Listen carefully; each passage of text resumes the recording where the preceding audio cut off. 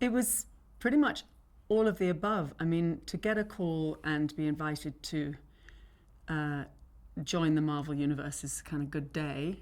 For me, I just couldn't imagine such a thing might happen. So it was a great laugh when that call came in. And then the Ancient One was irresistible to me. I didn't know Doctor Strange. I didn't know those comics.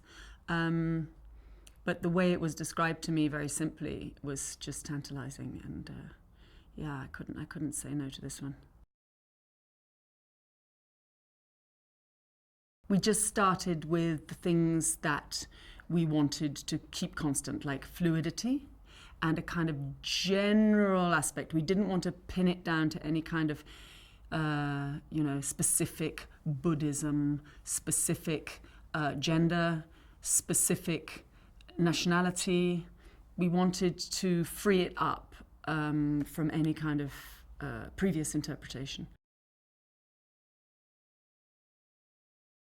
It was such a pleasure working with everybody here on that development process. I was so impressed and thrilled that they were really up for just working it out together. And we worked it out over several months. And we tested and we looked at other options and we tested them. We kept pairing away and pairing away. And as I say, with the Ancient One, we wanted to go for something very fluid, very sort of non-specific and pure and ageless. And that doesn't mean either young or old. It just means ageless. And it doesn't mean either male or female. It just means kind of gender-free. And so we ended up going for something pretty raw and simple and modern and kind of ancient.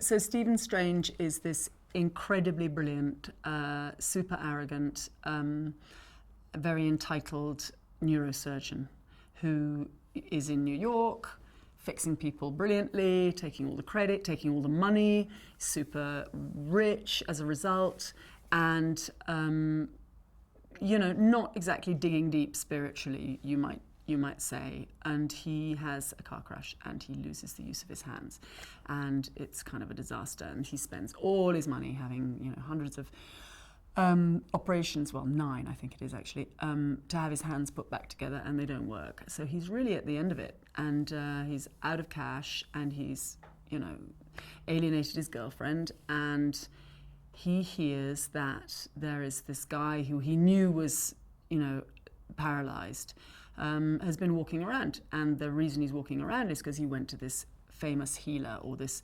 arcane, maybe not so much famous as this legendary.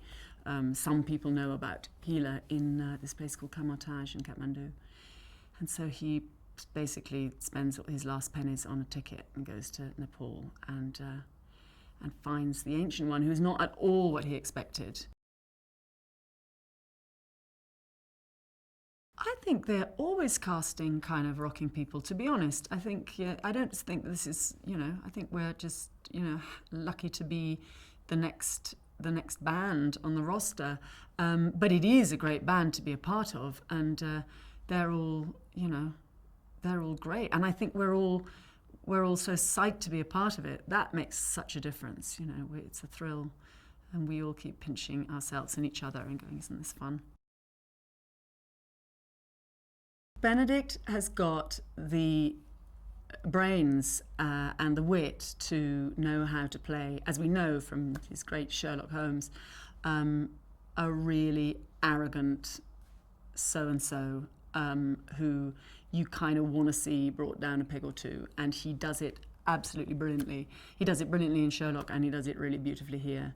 And I think he really relished that, because Strange does dig deeper than Sherlock has to, and he has a real enlightenment of the spirit in this film, and I think he really loved doing that. I think that was a personal kind of pleasure for him to go on that journey, and I think he's just fantastic.